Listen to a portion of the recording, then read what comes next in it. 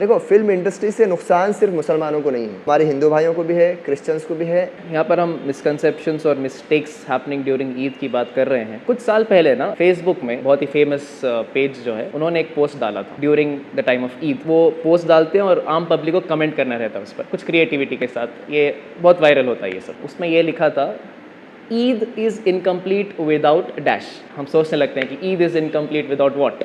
मैंने भी कमेंट किया था, मेरे बहुत सारे साथी, कजिन्स वगैरह सब लोग कमेंट किए थे, अपना अपना क्रिएटिविटी वहाँ पर डाले थे। कुछ आंसर्स ऐसे आते हैं, Eid is incomplete without sheer khurma, Eid is incomplete without Eidi, Eid is incomplete without meeting our grandmother, Eid is incomplete without salah namaz. All India level पर ये सारे कमेंट्स आ जाते हैं। अब ये तो हो गई अच्छी बातें। मैक्सिमम जो कमेंट्स आते हैं, आज जो कमेंट्स अवेलेबल हैं, चेक कर सकते हैं। मैक्सिमम जो कमेंट्स हैं वो है, Eid is incomplete without going to movie theatres. Bollywood की तरफ इशारा है ये खास करके ना ईद के टाइम पे बहुत ज्यादा तरीके से प्रमोट किया जाता है। पहली बात ये समझना है हमारे नौजवानों को, हमारे बड़ों को। अब क्या है, इस मर्ज में सिर्फ नौजवान शरीक नहीं है, हर उम्र वाले मेल फीमेल सब लोग इसके अंदर शरीक हैं। ये फिल्म और सोशल मीडिया का एडिक्शन सबको है। सलमान खान हो, शाहरुख खान हो, ईद के टाइम पे एक जरिया बना लेते हैं अपने पिक्चर को रिलीज करने का, और हमारी पब्लिक भी इसकी दीवानी है। मैक्सिमम कमेंट लोगों का यही है, Eid is incomplete without Salman Khan pictures, Eid is incomplete without going to movie theatres. ये अमल ऐसा हो रहा है जैसे कि ये गलती है ही नहीं। अब इसमें मेरे लिए भी नसीहत हो सकती है,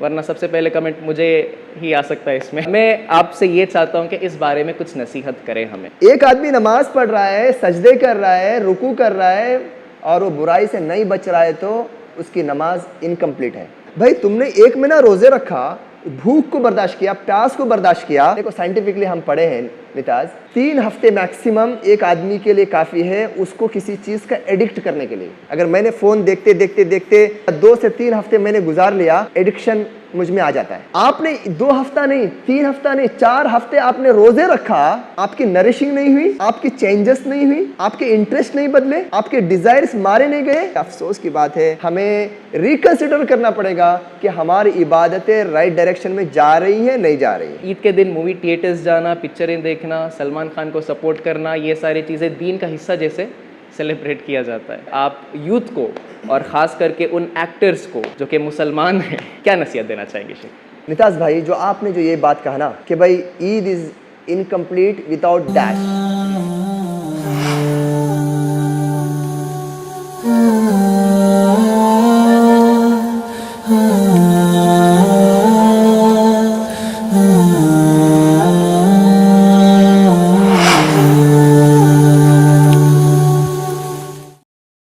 कभी कभी ऐसा लगता है ये सारे सवालात और इस पर बात करना और इसके ऊपर गाइडेंस देना इतना ज़रूरी है कि हम इसको स्किप नहीं कर सकते। हम उलमा हैं, हम इस पर बात नहीं कर सकते और हम उनके बारे में क्या कमेंट करें। भाई, सारा मुआशरा, नौजवानों की सारी नस्ल बह के चले जा रही है उस तरफ, गानों की तरफ, फिल्मों की तरफ और इंडस्ट्री की तरफ और सोशल मीडिया की तरफ। और हम बुराई को जानना है इसलिए कि बुराई को हम रद्द कर सकें, बुराई को कंडम कर सकें। बुराई क्या हो रही वो तो जानो।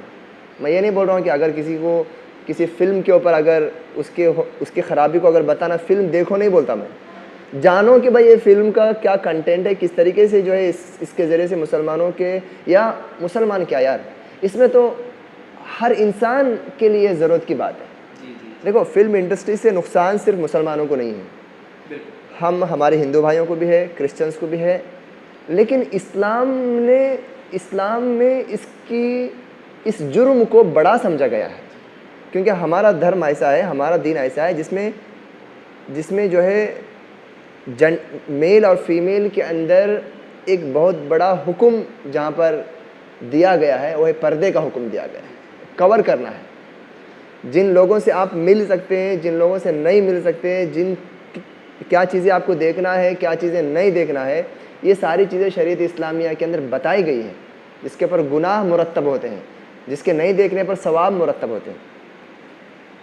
मैं इसलिए ये बात कह रहा हूँ कि ये अच्छा इनिशिएशन है आपका कि भाई आपके ज़रिए से, इस क्लास के ज़रिए से, इस सेशन के ज़रिए से एक नौजवान भी अगर राय हक पर आ जाए ना, आपका हक काफ़ी, आप कामयाब है।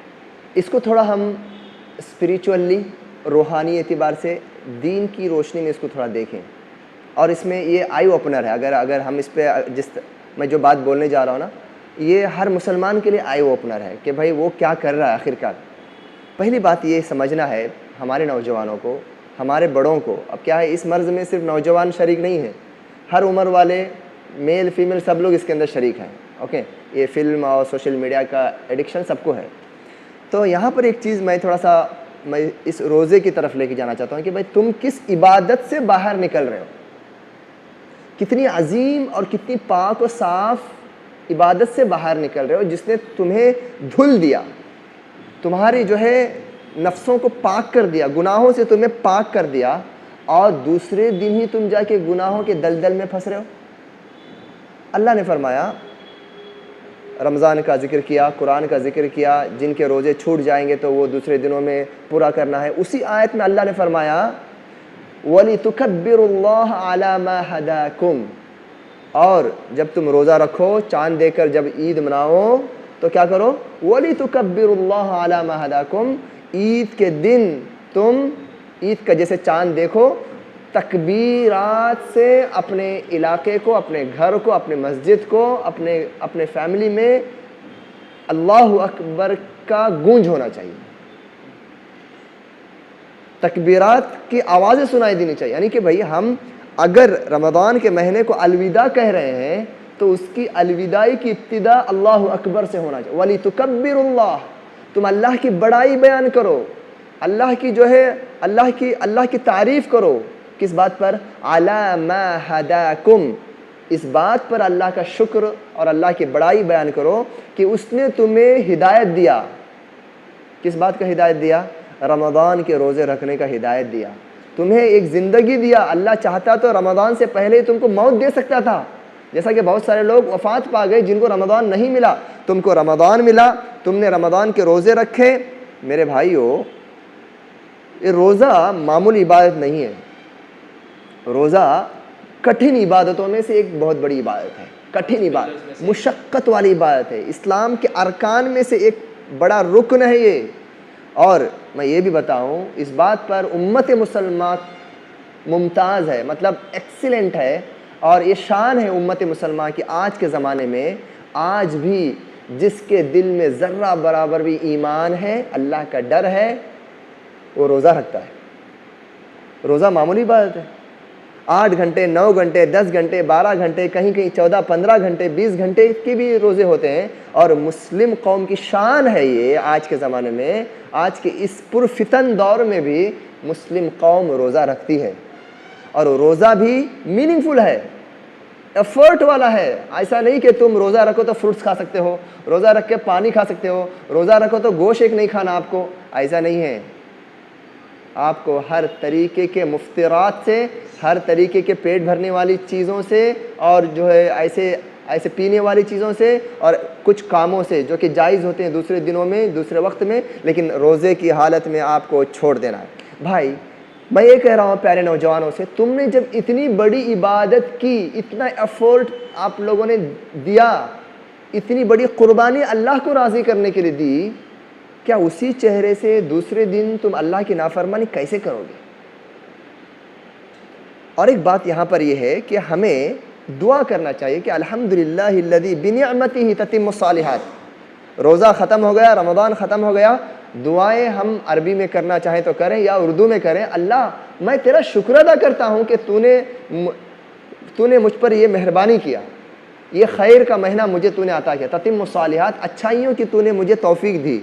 अल्हम्दुलिल्लाहिल्लज़ी हदाना लिहाज़ा, कि अल्लाह ताला का मैं शुक्र अदा करता हूँ, अल्लाह की पाकी बयान करता हूँ जिसने मुझे इतने घंटे 12 महीने में एक महीना, मतलब कि हमारी ज़िंदगी का 10वां हिस्सा या 8वां हिस्सा, 8% of our life we are spending in fasting. इतनी जोखिम वाली, मुशक्क़त वाली इबादत अल्लाह के लिए हम कर रहे हैं, और उतने जल्दी उसको मट्टी में मिला रहे, उतने जल्दी उसके असरात जो तुम्हारी ज़िंदगी में रिफ्लेक्ट होना चाहिए था।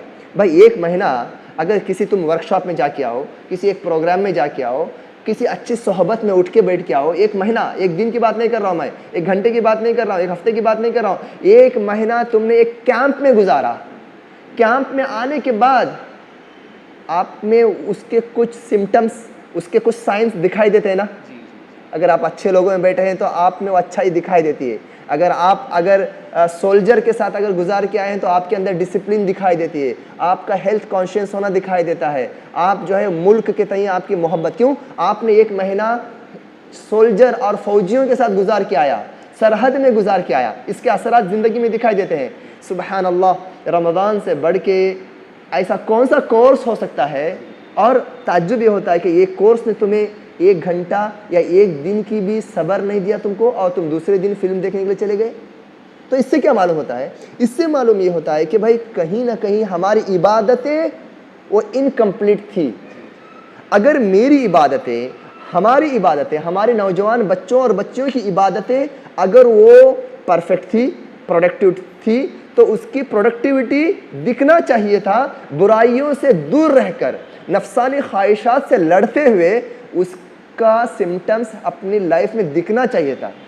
कुछ महीनों तक तो दिखना ही चाहिए।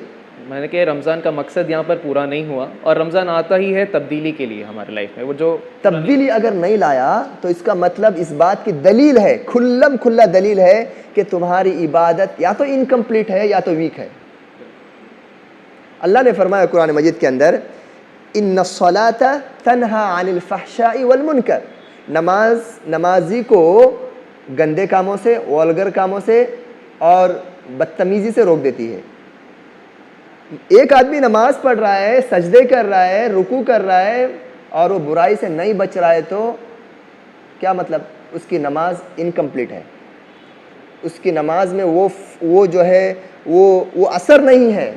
तो मैं क्या कह रहा हूँ भाई, तुमने 1 महीना रोज़े रखा, भूख को बर्दाश्त किया, प्यास को बर्दाश्त किया, और उसका फ़ायदा तुम्हारी ज़िंदगी में 1 दिन भी नहीं दिखाई दे रहा है, तो तुम्हारी इबादतें कबूल हुई या नहीं हुई, तुम्हारी इबादतें परफेक्ट थी या नहीं परफेक्ट थी, एक बहुत बड़ा सवाल या निशान है, बहुत बड़ा। अल्लाह ने फरमाया कुरान मजीद के अंदर, इन्नल हसनात युज़हिबन सय्यात, बेशक अच्छे काम, नेक काम, यानी रमज़ान का रोज़ा रखना नेक काम है।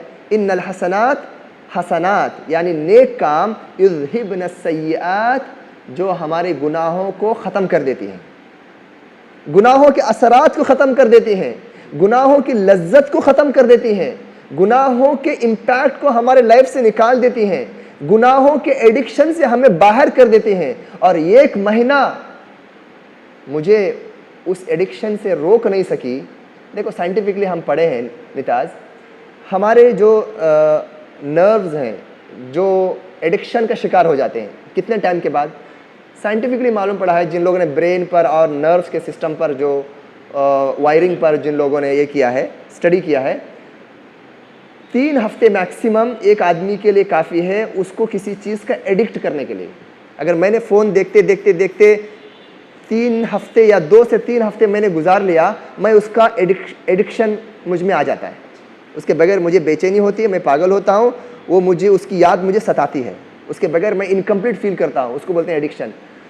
आपने 1-2 हफ्ता नहीं, 3 हफ्ता नहीं, 4 हफ्ते आपने रोज़े रखा और आपकी वायरिंग नहीं हुई, आपकी नरिशिंग नहीं हुई, आपकी चेंजेस नहीं हुई, आपके इंटरेस्ट नहीं बदले, आपके डिज़ायर्स मारे नहीं गए, तो सवाल ये है, अफसोस की बात है, मैं अपने लिए भी ये इबरत समझता हूँ, हमारे नौजवानों के लिए भी इबरत है, हमें रिकन्सिडर करना पड़ेगा कि हमारी इबादतें राइट डायरेक्शन में जा रही हैं नहीं जा रही हैं।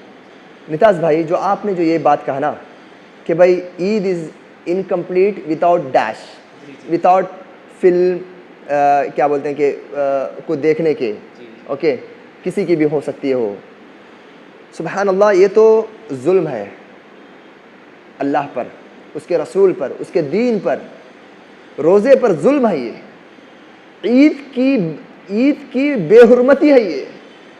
ईद में जायज़ खुशियाँ मनाने का हुक्म दिया गया। ईद के दिन अगर कोई इबादत भी अगर करे, रोज़ा रखे, नहीं, अगर कोई बोले कि नहीं भाई मैं इतना अल्लाह को पसंद करता हूँ, इतना अल्लाह की इबादत करना चाहता हूँ, मैं ईद के दिन भी रोज़ा रखूँगा, हराम है ऐसा रोज़ा रखना। और हमें बोला गया कि तुम खुशियाँ मनाओ, खाओ पियो, लोगों से मिलो, ईद की खुशियाँ बांटो, दुश्मनियाँ और दिल में रहने वाले जो भेद हैं उसको ख़त्म करो, ईद उसके लिए है।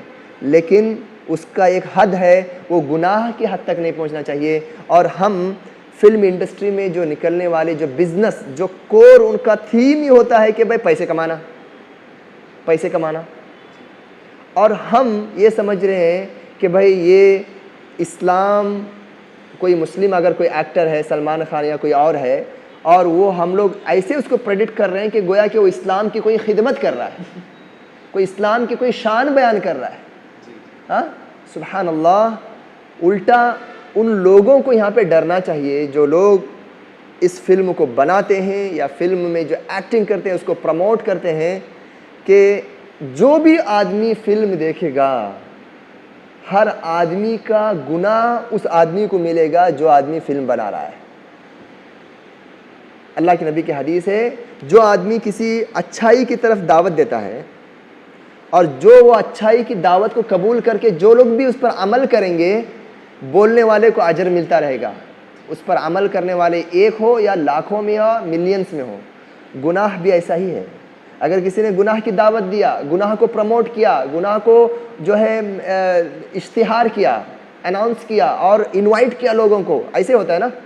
अभी क्या नहीं हो रहा, उस फिल्म, जो भी फिल्म आ रही है उसके लिए रातों दिन वो लोग जो है प्रमोशन में लगे हुए हैं। और उन्हें डरना चाहिए अल्लाह के अजाब से कि हर एक जो भी उस फिल्म को देखेगा उसका गुनाह का बदला उस आदमी को मिलेगा जो उस फिल्म को बना रहे हैं, फिल्म को प्रमोट कर रहे हैं, चाहे वो सलमान हो चाहे कोई और हो। ओके, ये अल्लाह का दस्तूर है इस दुनिया के अंदर, इससे हमें डरना चाहिए। तो आखिर में मेरी गुजारिश है उन नौजवानों से जो ईद में के साथ ईद जैसी इबादत को, उसकी धज्जियाँ बिखरते हैं, इसकी बेहुरमती करते हैं फिल्म देखकर, और रमज़ान की सारी अपनी इबादतों को, अपनी मुनाजात को, अपनी दुआओं को, अपने सदक़ात को, अपने खैरात को और अपनी जो है नफली इबादतों को, कुरान की तिलावतों को वो लोग एक झटके में ख़त्म कर देते हैं। उन्हें अल्लाह से डरना चाहिए, अल्लाह का डर, अल्लाह का डर। और साथ साथ में मैं ये भी बोलूँगा, अल्लाह से दुआ, इस्तिक़ामत, दीन पर डिटर्मिनेशन, दीन पर डटे रहना, अपनी नफसानी ख्वाहिशात से लड़ना, इसके लिए दुआ बहुत बड़ा हथियार है। रमज़ान में जो दुआ का जो मौका है, इसमें हमें इस्तिक़ामत की दुआ सबसे ज़्यादा करना चाहिए। अल्लाह ताला इस फितने के दौर में, इस जो है एक दुनिया की एक क्या बोलते हैं कि चकाचौंध दुनिया में हम बह के नहीं चले जाना। ओके, तो इस्तिक़ामत की दुआ करें। और इस मामले में मैं एक चीज़ बोलूँगा कि सोहबत का बहुत असर होता है। आदमी के दोस्त कौन है, आदमी किन लोगों के साथ उठता बैठता है, उसके रिलेशनशिप कैसे लोगों के साथ हैं, चाहे वो ख़ानदान में हो, ख़ानदान में उसके दोस्त कैसे हैं, ख़ानदान में उसके कज़िन्स कैसे हैं, ख़ानदान से उसके बड़े और छोटे आसपास में रहने वाले कैसे हैं, उनके बीच में क्या बातें होती हैं, और उनका फ्रेंड सर्कल जो उनके कॉलेज का भी हो सकता है, बिज़नेस का भी हो सकता है, सोशल भी हो सकता है। ऐसी सोहबत को छोड़ दो जो तुम्हें बुराइयों की तरफ खींचे, बुराइयों की तरफ जो प्रमोट करे। क्योंकि जो भी आदमी जो फिल्म देखेंगे, जो भी बच्चे, अकेला नहीं देखेगा, वो साथ में जाके देखेंगे थिएटर में, या एक दूसरे के साथ बैठ करके एक जगह देखेंगे, या एक दूसरे को शेयर करेंगे, चलो मैंने भी ये फिल्म देखा तू भी देख। तो अपनी सोहबत, अपना फ्रेंड सर्कल, अपना मिलना जुलना ऐसे लोगों से करो जो खैर की दावत दें, खैर की तरफ बुलाएं। और फिल्म इंडस्ट्री या जो भी जो नंगापन, बेपर्दगी, म्यूज़िक और जो भी जो है गंदे कामों को फैलाने का जो भी माध्यम है, जो भी वसीला है, इससे इस्लाम का और मुसलमानों का बरात है, उससे हम दूर हैं। और दूर रहने ही में हमारी दुनिया और आखिरत की कामयाबी है।